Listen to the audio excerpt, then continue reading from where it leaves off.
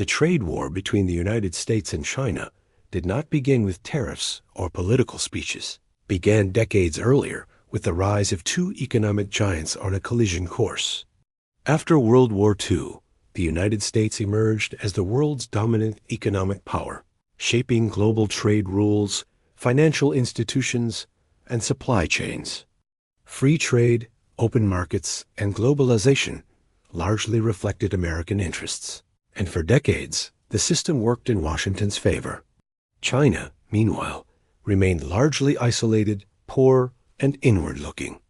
That began to change in the late 1970s, when China launched sweeping economic reforms under Deng Xiaoping. The country opened its economy to foreign investment, embraced export-led growth, and gradually integrated into global markets. Cheap labor, state support, and massive infrastructure investment turned China into the factory of the world. American companies moved production to China to cut costs, while U.S. consumers benefited from cheaper goods. Trade between the two nations exploded. In 2001, China joined the World Trade Organization, a moment many believed would permanently anchor it within the global economic system. The assumption in Washington was clear. Economic integration would eventually lead China to adopt market reforms, respect intellectual property, and liberalize politically. Trade was seen not just as commerce, but as a tool of transformation. But the reality unfolded differently.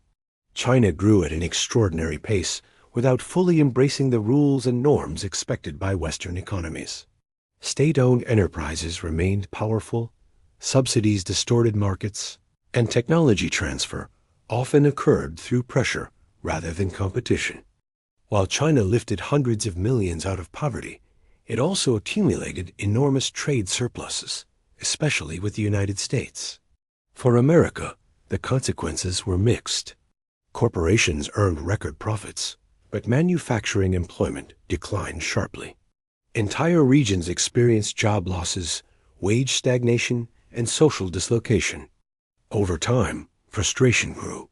What had once been framed as mutually beneficial trade increasingly felt, to many Americans, like an unbalanced deal. By the mid-2010s, the relationship had fundamentally changed. China was no longer a developing economy catching up. It was a strategic rival challenging U.S. dominance in technology, manufacturing, and global influence. Trade imbalances became symbols of deeper anxieties about power, fairness, and national security. The stage was set for confrontation. What followed would not be a normal trade dispute, but a historic economic conflict that reshaped global supply chains, financial markets, and geopolitics. The U.S.-China trade war was about tariffs, but it was really about who would define the future of the global economy. By the time the United States and China entered open economic conflict, the foundations of the trade war had already been laid by years of frustration, political pressure, and competing narratives about globalization. At the center of the American argument was the growing trade deficit with China. Every year, the U.S. imported far more from China than it exported in return. To many economists, this imbalance reflected consumer demand, currency flows, and the structure of global supply chains. To many politicians and voters, however, it symbolized lost jobs, lost industries, and lost leverage. Manufacturing employment in the United States had been declining for decades, but China's rapid rise accelerated this trend. Factories closed across the American Midwest and Rust Belt as production shifted overseas. While automation played a major role, China became the visible face of economic displacement. Communities hollowed out by job losses became politically powerful symbols of globalization's failure. This environment created fertile ground for leaders willing to challenge the existing trade system. Donald Trump transformed these grievances into a central political message.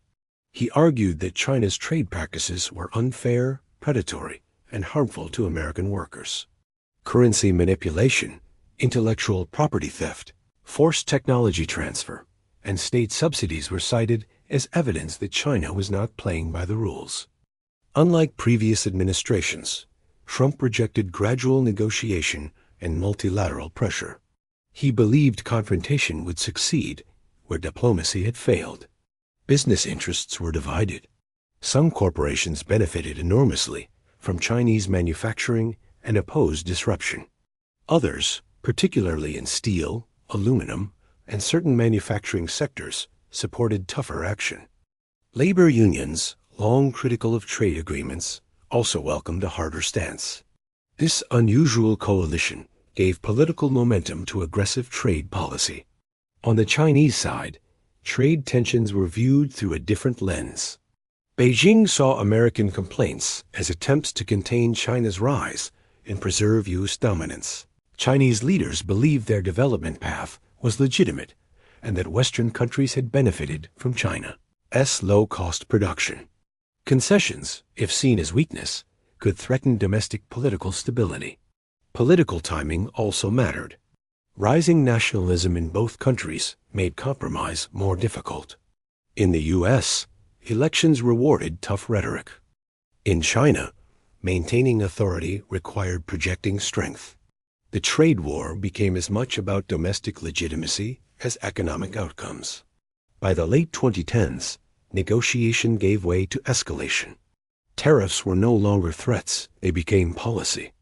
What began as economic disagreement transformed into a strategic confrontation, setting the stage for a trade war whose consequences would reach far beyond balance sheets and border taxes.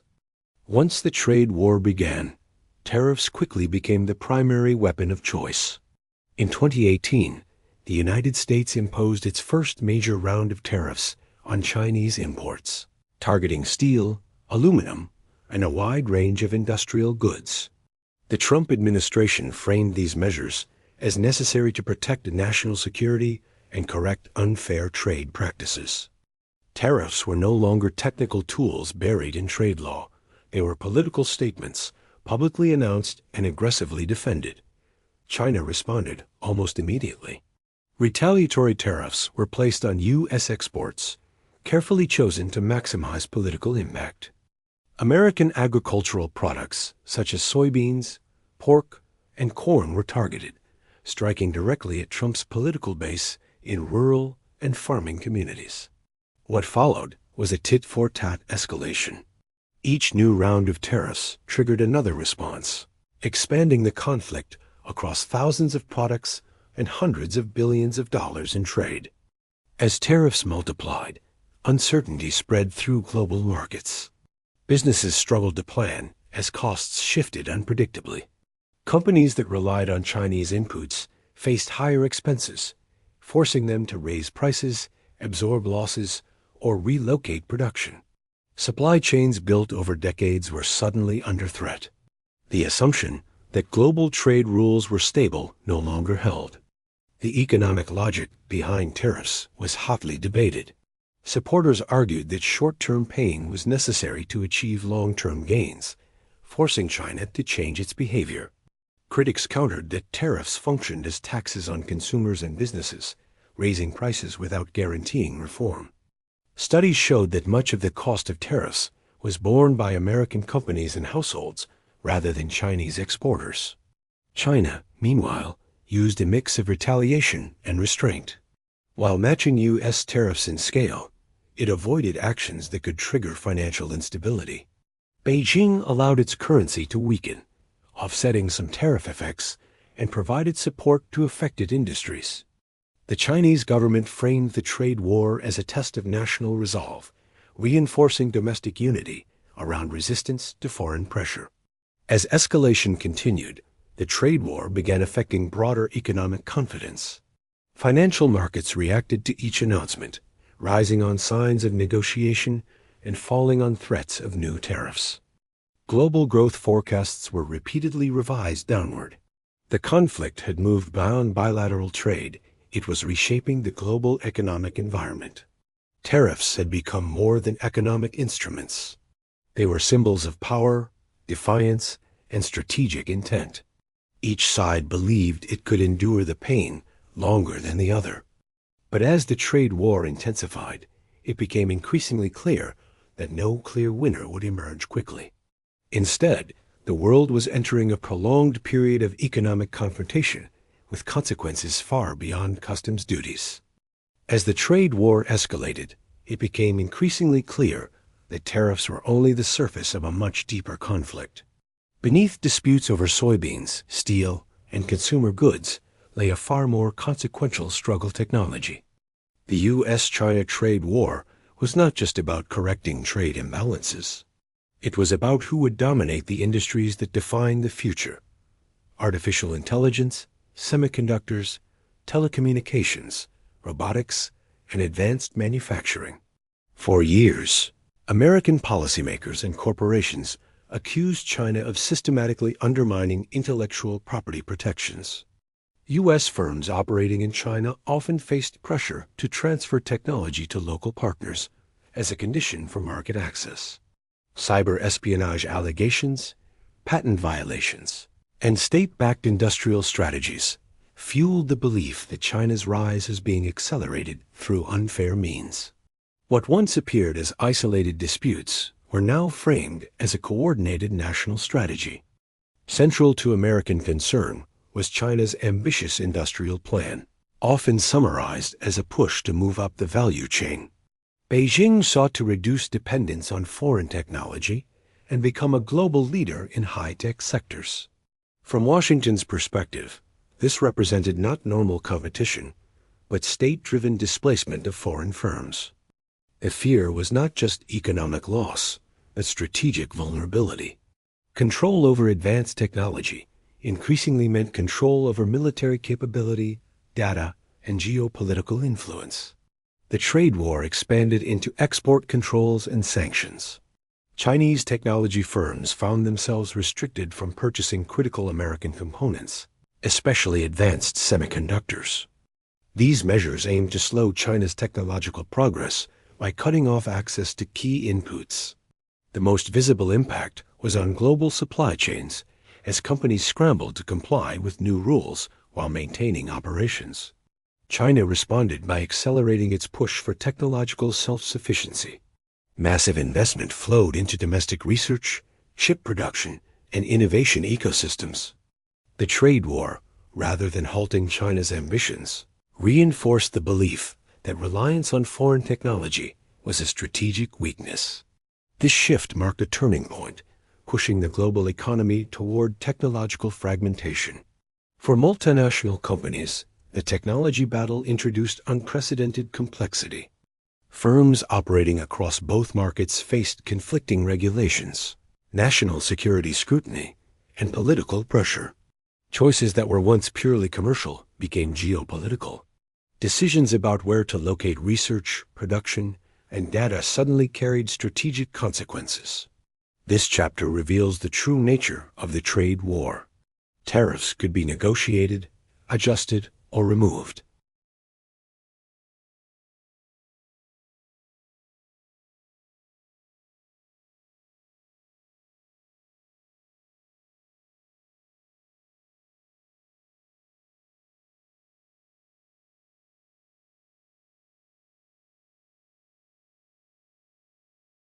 As the U.S.-China trade war intensified, its effects moved rapidly from policy announcements to everyday economic reality. What began as a battle between governments soon reached factory floors, retail shelves, and household budgets. Businesses large and small found themselves caught in the crossfire, forced to adapt to a trading environment defined by uncertainty, higher costs, and political risk. For American companies that relied on Chinese manufacturing, tariffs disrupted carefully optimized supply chains. Inputs that had once crossed borders seamlessly were now subject to sudden price increases. Firms faced difficult choices: absorb higher costs and accept lower profits, raise prices for consumers, or relocate production. None of these options were easy. Moving supply chains required time, capital, and alternative suppliers' resources not all companies possessed. For many, diversification meant shifting production not back to the United States, but to other low-cost countries in Asia or Latin America. Small and medium-sized businesses were particularly vulnerable. Unlike large multinational corporations, They lacked bargaining power and flexibility. Tariffs squeezed margins and cash flow, pushing some firms to delay investment or close operations entirely. The unpredictability of policy changes made long-term planning nearly impossible. Contracts, pricing strategies, and expansion plans were constantly revised as new rounds of tariffs were announced or suspended. Consumers also felt the impact. Tariffs functioned as taxes on imports, and many of those costs were passed on through higher prices. Everyday goods, from electronics and appliances to clothing and furniture, became more expensive. While inflation remained relatively contained overall, specific categories saw noticeable increases. For lower-income households, these price changes carried disproportionate weight, reducing purchasing power and adding to financial strain. American exporters faced retaliation from China, losing access to one of the world's largest markets. Farmers were among the hardest hit. Agricultural exports declined sharply as China turned to alternative suppliers.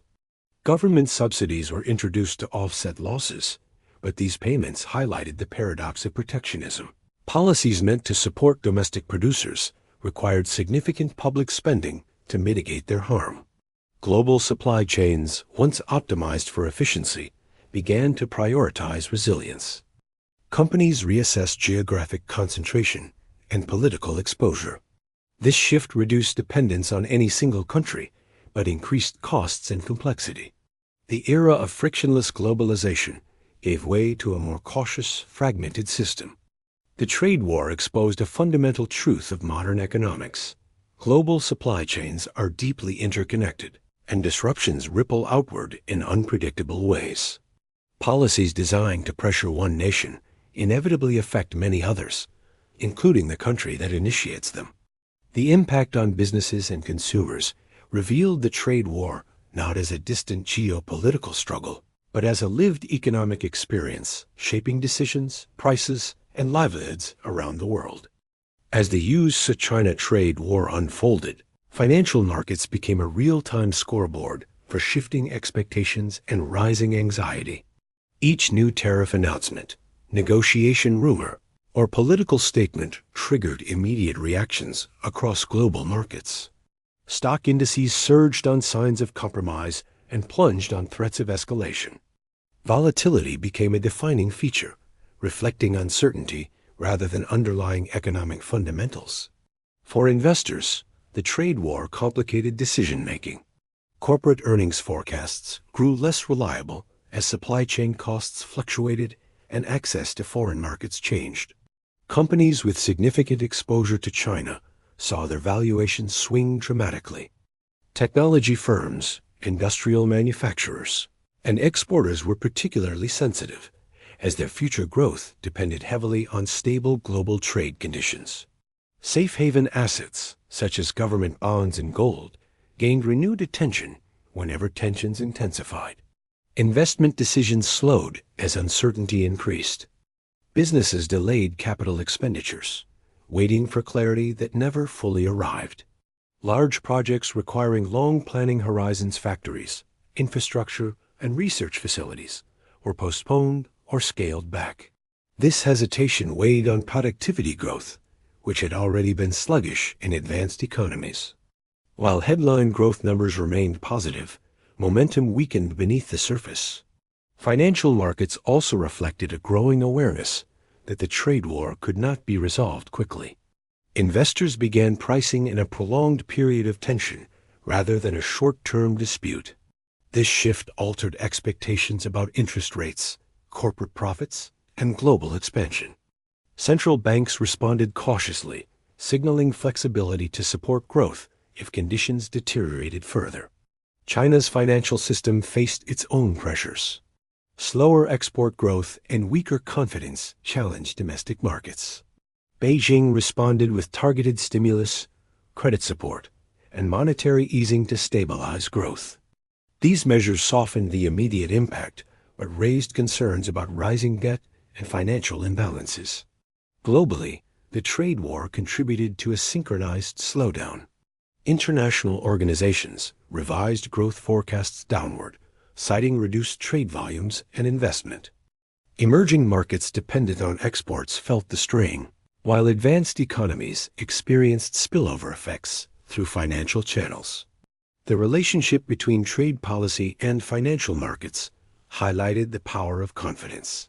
Markets are forward-looking, reacting not just to current conditions, but to expectations about the future. The trade war undermined those expectations, replacing predictability with caution. Even without a full economic downturn, the drag on investment and growth became one of the conflict's most enduring consequences. As the U.S.-China trade war dragged on, it became clear that economics alone could not explain its persistence. The conflict was deeply political, shaped by nationalism, power dynamics, and public opinion in both countries. Trade policy, once dominated by technocrats and economists, moved to the center of domestic politics, where symbolism and identity mattered as much as measurable outcomes.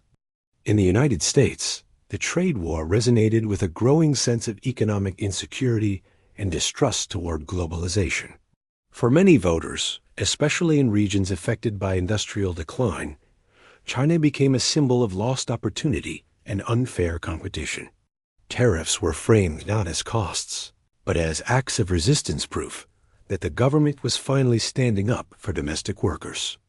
This narrative helped sustain public support, even as evidence mounted that tariffs raised prices and disrupted businesses. Political incentives reinforced confrontation. Leaders gained domestic legitimacy by appearing tough, uncompromising, and willing to absorb short-term pain for long-term gain. Compromise risked being portrayed as weakness. In this environment, economic losses were often reinterpreted as necessary sacrifices. The trade war became part of a broader political story about reclaiming national strength and sovereignty. In China, public opinion was shaped by nationalism and historical memory. State media portrayed the conflict as an attempt by the United States to contain China's rise and deny it its rightful place in the global order. Resistance to external pressure became a matter of national pride. Chinese leaders faced their own constraints. Concessions could be interpreted domestically as surrender, threatening political stability and authority. The political economy of the trade war also revealed asymmetries in governance. The U.S. system allowed rapid policy shifts driven by executive power, but it also exposed businesses to unpredictability. China's centralized system enabled coordinated responses and long-term planning, but limited transparency and flexibility. Each system produced different strengths and vulnerabilities under pressure. Public opinion hardened on both sides. Surveys showed declining trust and increasingly negative perceptions. Economic ties that once served as stabilizing forces now became sources of suspicion. Companies, students, researchers, and tourists felt the effects as exchanges slowed and scrutiny increased. Economic decoupling began to resemble cultural and political distancing. This chapter highlights a critical reality. Trade wars are not just economic events. They are political conflicts shaped by identity, power, and narrative. Once public opinion aligns with confrontation, economic logic loses influence. The U.S.-China trade war persisted not because it maximized welfare, but because it aligned with political incentives and national stories on both sides. By late 2019, the costs of the U.S.-China trade war were becoming increasingly difficult to ignore. Global growth had slowed, business confidence was fragile, and financial markets reacted sharply to every escalation. Under mounting pressure, both governments signaled a willingness to pause the conflict.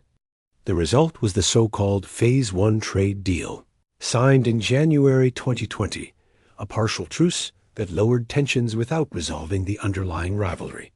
The agreement focused on limited, measurable commitments rather than sweeping reform. China pledged to increase purchases of U.S. goods and services, particularly in agriculture, energy, and manufacturing.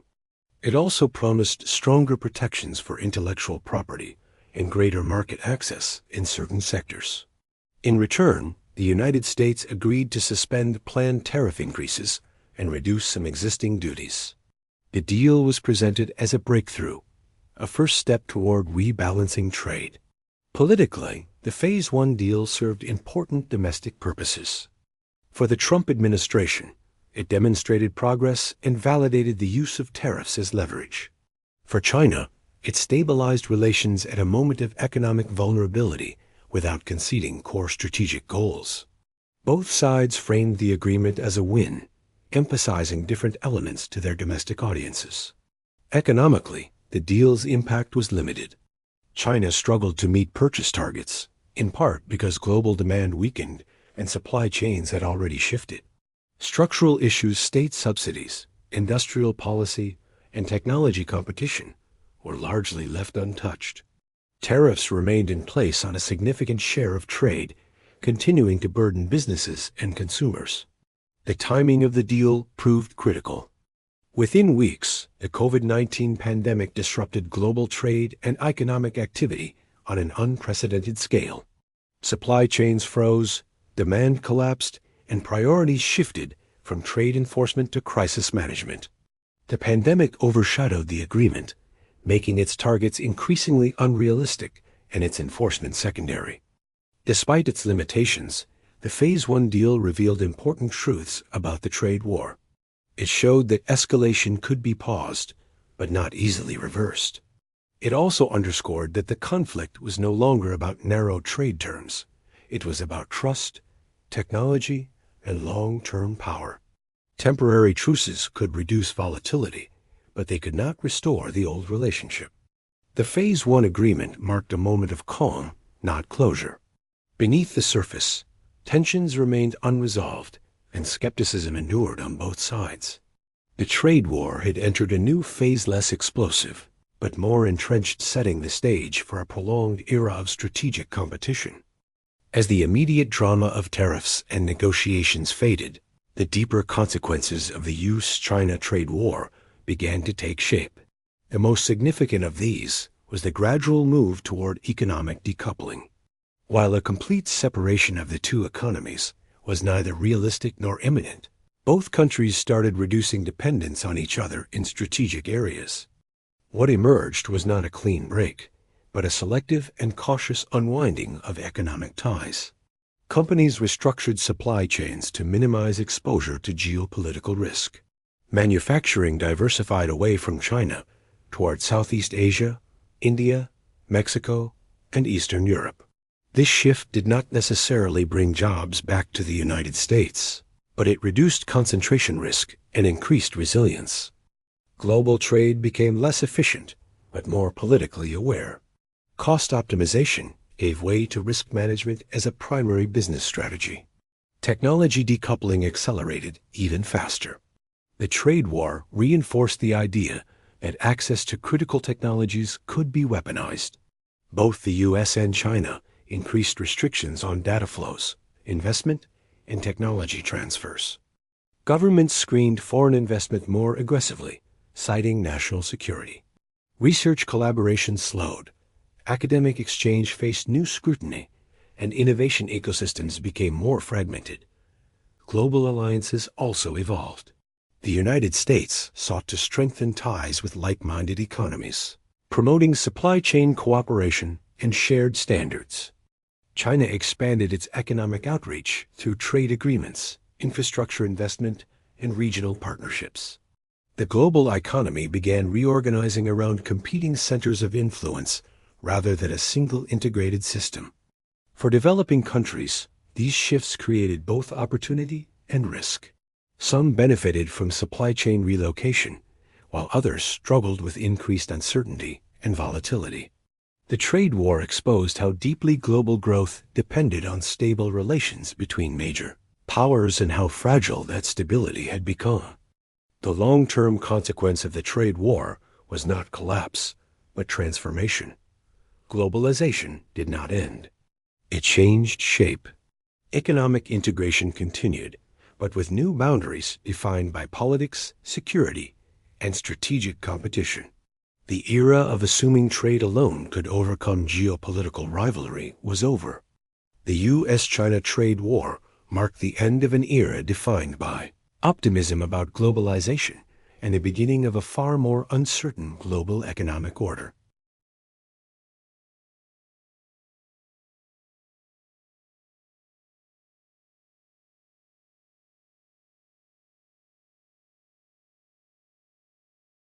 The conflict revealed that economic integration alone is not enough to prevent rivalry when strategic interests collide. At its heart, the trade war exposed the limits of the post-Cold War economic consensus. For decades, policymakers believed that free trade would naturally align political and economic interests. China's rise challenged this assumption. Economic success did not lead to political convergence. Instead, it produced a powerful competitor with its own priorities. The trade war was the moment this reality became impossible to ignore. For the United States, the conflict forced a reassessment of trade policy, industrial strategy, and national security. Tariffs demonstrated leverage, but also revealed costs borne by consumers and businesses. The experience showed that rebuilding domestic capacity requires more than protection. It demands long-term investment in technology, skills, and infrastructure. Economic nationalism appealed to voters, but its effectiveness proved mixed. For China, the trade war reinforced the importance of self-reliance. Dependence on foreign technology and markets was reinterpreted as vulnerability. Rather than slowing China's ambitions, pressure accelerated domestic innovation and diversification. The conflict strengthened Beijing's resolve to shape its own economic future, even at the cost of reduced integration. Globally, the trade war reshaped expectations. Supply chains became political, technology became strategic, and economic decisions became inseparable from security concerns. Countries and corporations learned that efficiency without resilience carries risk. The world moved toward a more fragmented system, where cooperation coexists with competition. The most enduring legacy of the U.S.-China trade war is uncertainty. The conflict did not produce a clear winner or a definitive settlement. Instead, it established a new normal of strategic rivalry managed through economic tools. Trade, once a stabilizing force, became a battlefield.